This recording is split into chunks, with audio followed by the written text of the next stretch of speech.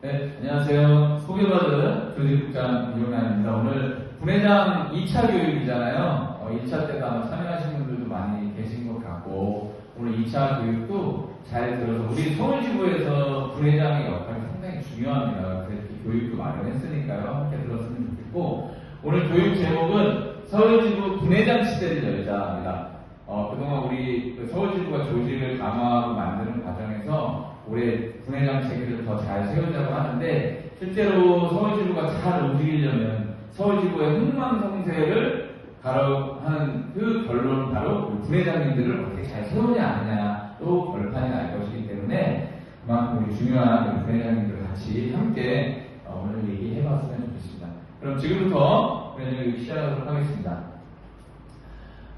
첫 번째 이 사진은 흑백 사진인데요. 분회장 교육에 흑백 사진이 갑자기 나오나 하실 수도 있는데, 우리 여성 노동자들이 보면 여성 하면 우리 사회에 뭔가 소외되고 뭔가 뒤에 있고 뭔가 누구를 도와주고 이런 어떤 대상화하는 경우가 많은데 실제 그러지 않았습니다. 일제강점기에도 그리고 독재시대에도 우리 여성 노동자들이 투쟁을 해왔고, 그 정신을 이은 노동조합이 어디다? 바로 우리 학교 비정규직 노동조합이라는 겁니다. 이 왼쪽 사진은 여기가 을밀대라고 하는 겁니다. 이거 평양인데요. 일제강점기 시대에 고공농성을 했던 강주룡이라고 하는 분입니다. 그래서 소설책도 있어요. 최공력 강주룡이라고 꼭 읽어보시기 바랍니다. 감동적인 책인데요. 최초의 고공농성을 한 겁니다.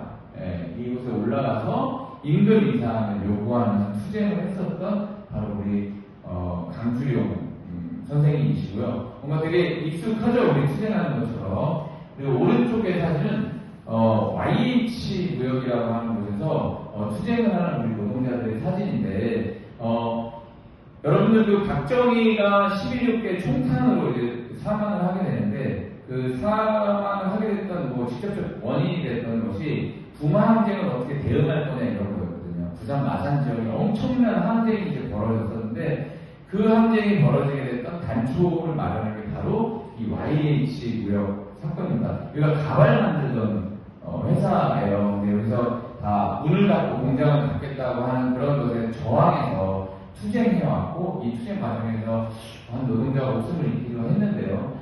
아무튼 이러한 과정에서 우리 여성들이 뒤에 있지 않고 항상 앞서 나가서 투쟁했었다라고 하는 말씀을 드리고, 바로 이제 오늘의 얘기 나옵니다. 나에게 자랑스러운 학교노조. 그 시대에 항상 그 투쟁이 그 시대의 어떤 상황을 반영하고 있다라면, 일제시대 때 최공력 강주룡 선생님이 고공농성을 하고, 79년도 그 11.6 사건의 단초가 됐던 사회를 뒤흔들었던 것이 YH 무역 사건이었다면, 지금 시기에 비정규직 문제가 IMF 이후로 엄청나게 불거지고 많아지고 있는데, 이 비정규직 문제를 사회에 전면화시킨 사람들은 누구다? 바로 우리 학교 비정규직 노동자들이라는 겁니다.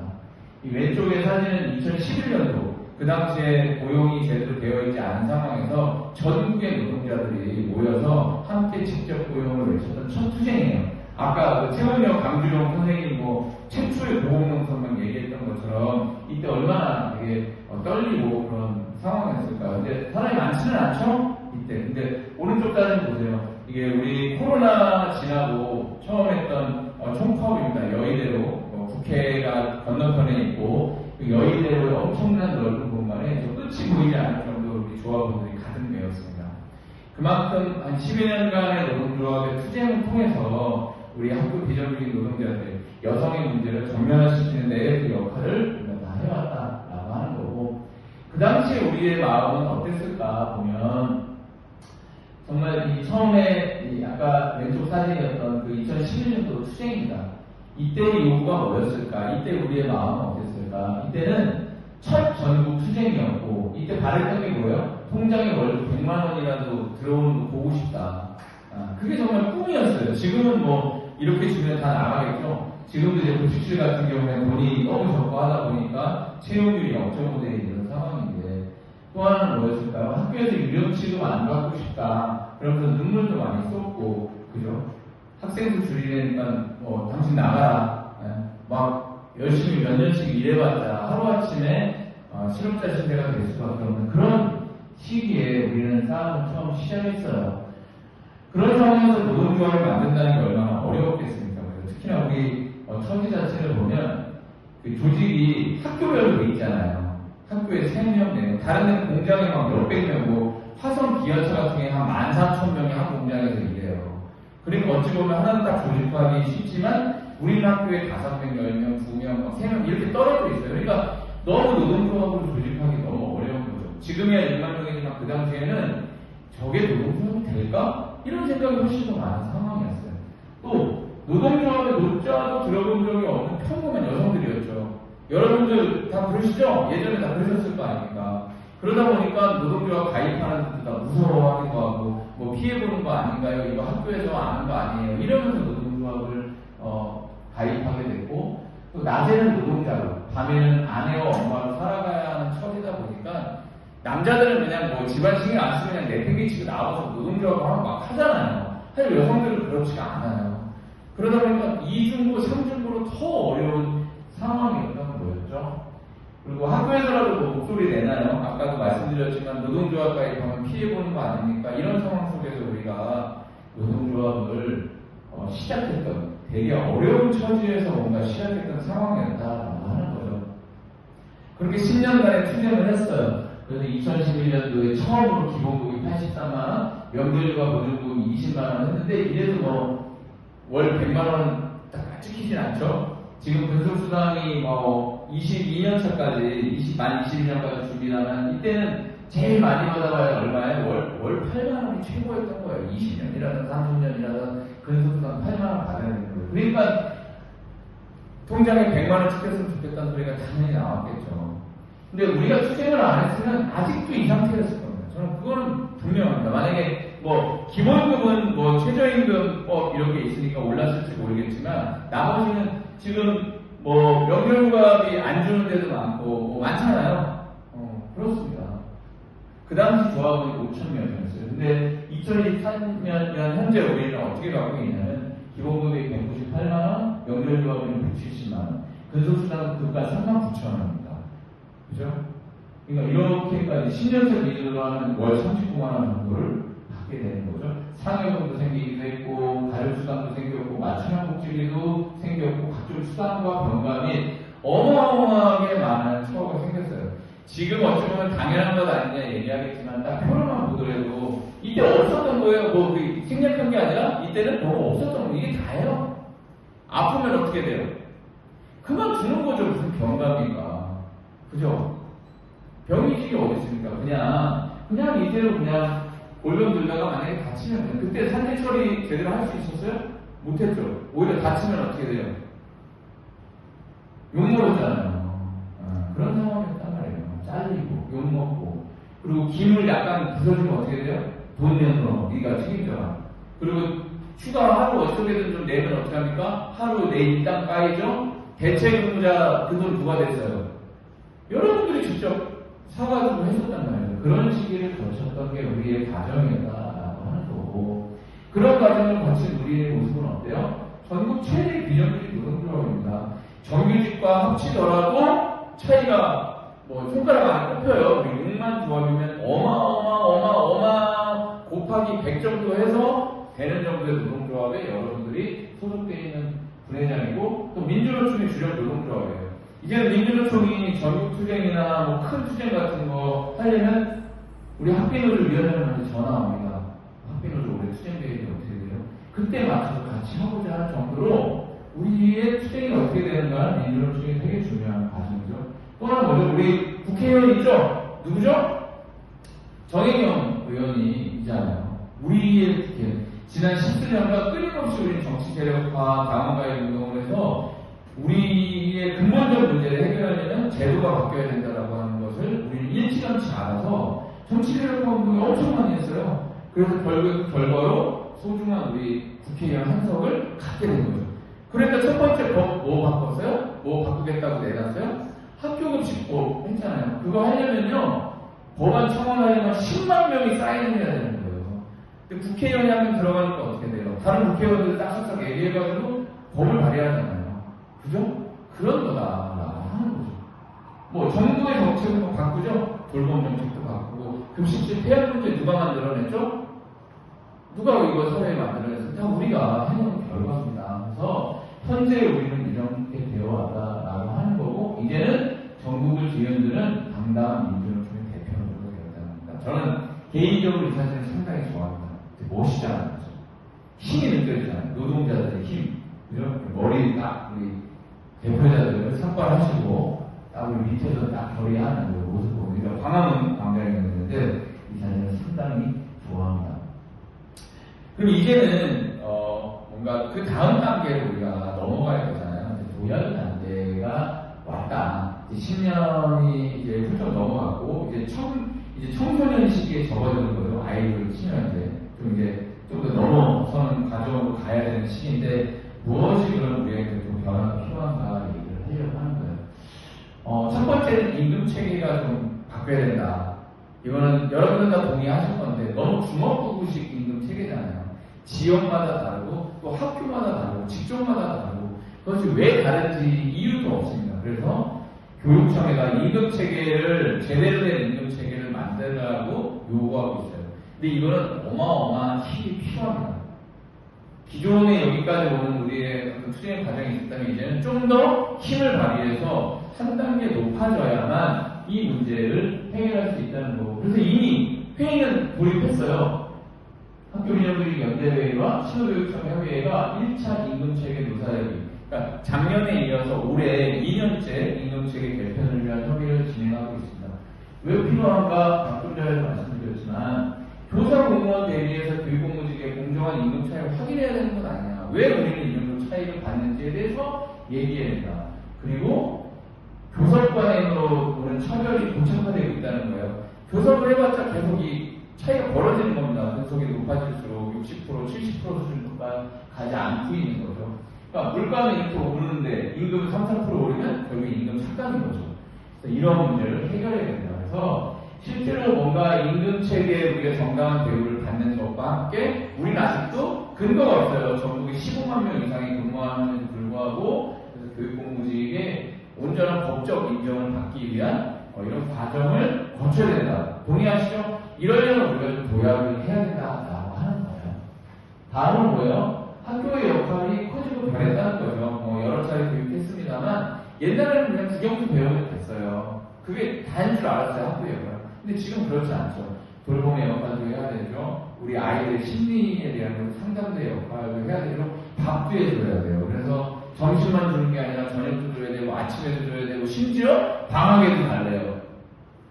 그리고 우리 아이들 돌봄도 이제 동네에서 보지 않고 우리 돌봄 선생님들이 또 봐주셔야 돼요. 그죠? 곳곳에서 우리 역할이 높아지고 있습니다. 만약에 뭐 지금 일부에서 뭐 교육공무직원 노네 뭐네 이렇게 얘기하는데 그러면 그들한테 듣고 싶어요. 교육공무직원을 다 없애라, 다 잘라라. 동의하냐? 동의할까요? 안 동의할까요? 동의 안 하죠? 학교 밥이 얼마나 좋아요. 그죠? 교무실에서 뭐 할 때 교무실무사, 교무실무사 이런 분들이 딱딱딱딱 해주는 거 얼마나 좋아요. 그잖아요. 상담 문제, 돌봄 문제, 다 마찬가지다. 그래서 결국엔 지금 이 새롭게 변화된 곳에서의 우리 역할이라고 하는 건 사실 교사나 공무원이나 교육공무직원이나 다를 게 없다는 거예요. 굳이 얘기하면 천하 삼분지게 이렇게 딱. 그런데 우리에 대해서 자꾸 인정하지 않으려고 하는 거예요. 이러니까 이런 문제가 생기는 거예요. 그래서 이것을 인정하게 하는 것의 중심에 역시나 우리가 더 도약하고 강해지는 게 1번 순서다라고 하는 겁니다. 그래서 결국엔 요약을 하면 그러한 도약, 이제 정말 학교의 주체로 당당한 주체로 서고 좀 뭔가 뭐 주먹구구식의 임금체계를 변화한 우리의 법적 근거를 마련하려면 좀 더 한 단계 도약해야 되는데 그러기 위한 힘이 무엇이다? 바로 부회장님들이다. 여기 계신 분들이 주인공이라는 거죠. 굳이 얘기하면 학비노조 뭐 시즌이 이미 시작했다 얘기하지만 이전 과정이 그 전에 어떤 투쟁과 그런 과정의 역할에 있었다면 이제는 우리 부회장님들이 이런 것들을 이끌어갈 주인공이다. 그래서 학비노조 부회장 시대가 열리면 우리는 이렇게 가게 되어 있다라는 것이죠. 그럼 이제 부회장은 어떤 역할을 하는 사람들인가 얘기를 간단히 좀 해볼게요. 부회장은 조직적으로 보면 조직체계의 끝에 있다고 보시면 돼요. 끝이 끝이라고 하는 건 낮다는 의미가 아닙니다. 조직체계, 특히나 간부 조직체계에서의 제일 현장과 맞닿아 있으면서 조합원들과 함께 현장의 얘기를 가장 잘 알고 많이 해줄 수 있는 사람이 누구다? 바로 분회장입니다. 아무리 지도부에서 뭔가 결정해도 이게 잘 내려가는 현장 조합원에게까지 전달되지 않는 말짱 도로공이죠. 그죠? 그 역할을 누가 한다? 분회장이 한다. 물론 지부장이 할 역할이 있고 지회장이 할 역할이 있어요. 더 책임이 더 크죠.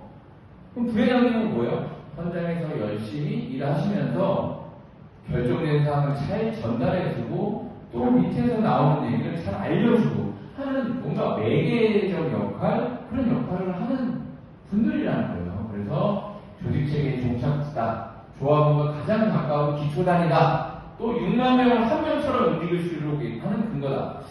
혹시 그런 거 생각해 보셨어요? 만약에 파업을 해요. 우리 지회에 50개 학교가 있어요.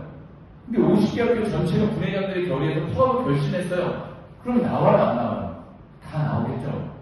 그거 한번 해보고 싶잖아요. 만약 분위기가 그렇게 무르익으면 하실 수 있죠. 그렇게 하게 만드는 힘은 결국에 분회장님들에게 다 있다라고 하는 거예요. 6만 명의 조합원이 하나의 모습처럼 움직일 수 있는 것이 바로 분회장이다라고 하는 겁니다.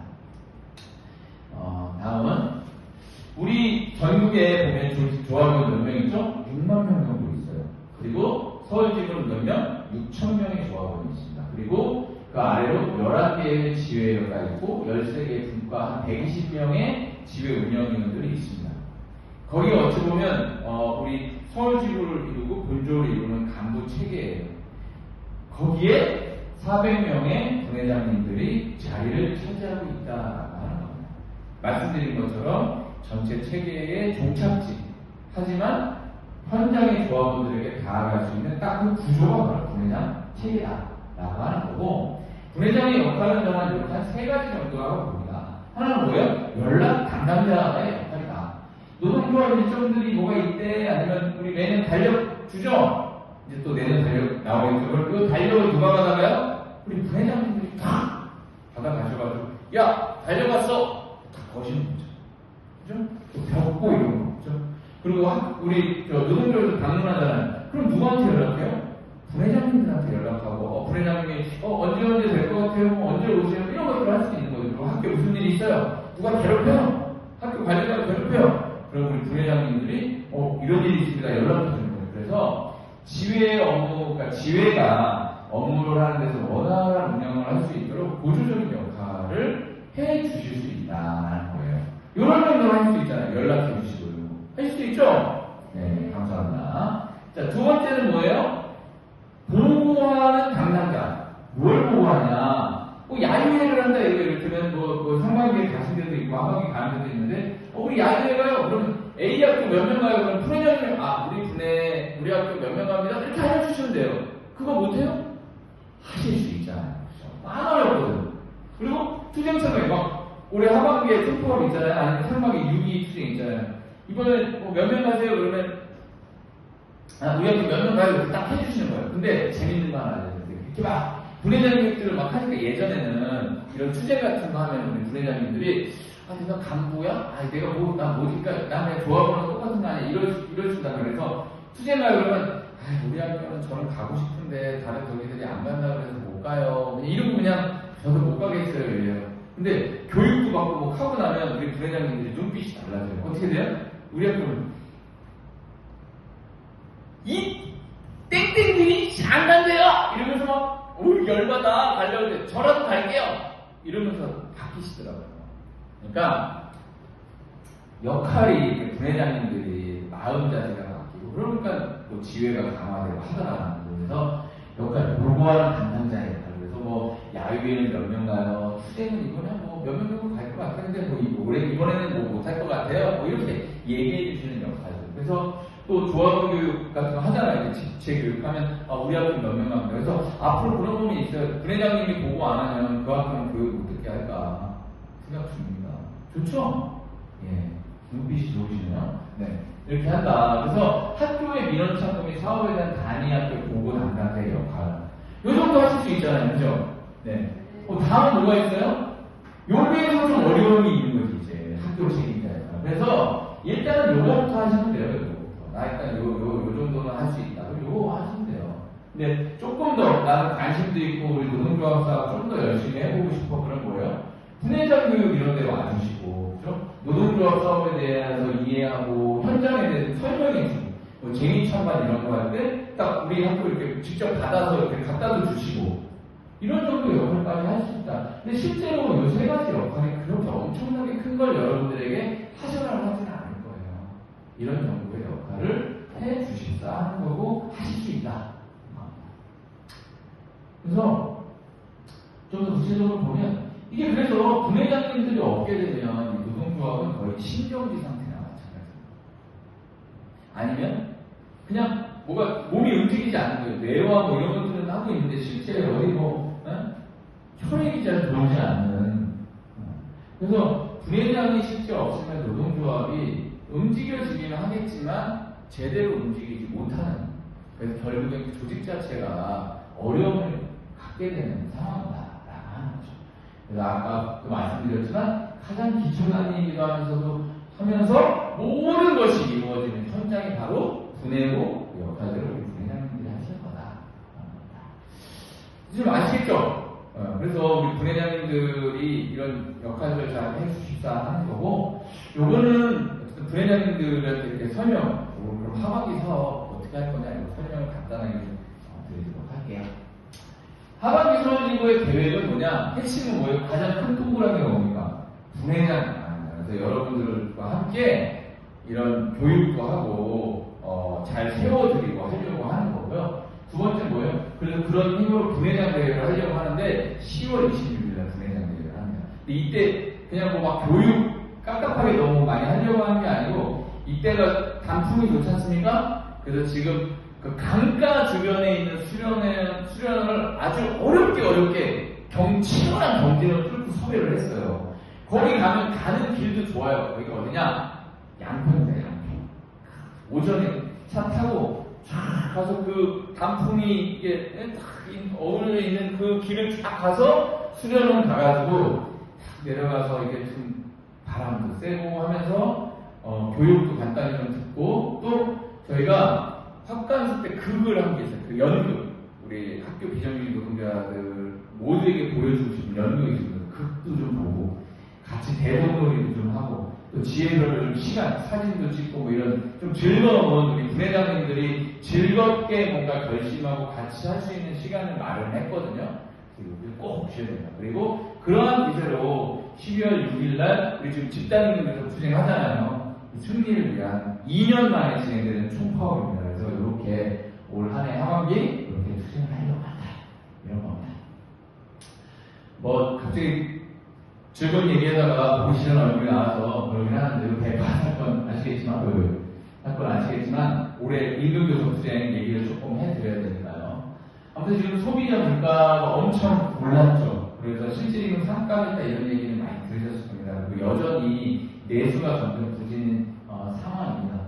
그래서 보면 실제로는 실질 임금이 한 30만 원 정도 상당되는 상황이랑 마찬가지다. 이렇게 열심히 투쟁을 하고 올렸지만 그런 상황에 처해 있다는 거고, 그래서 이번 24년 임금 교섭에서는 뭐요?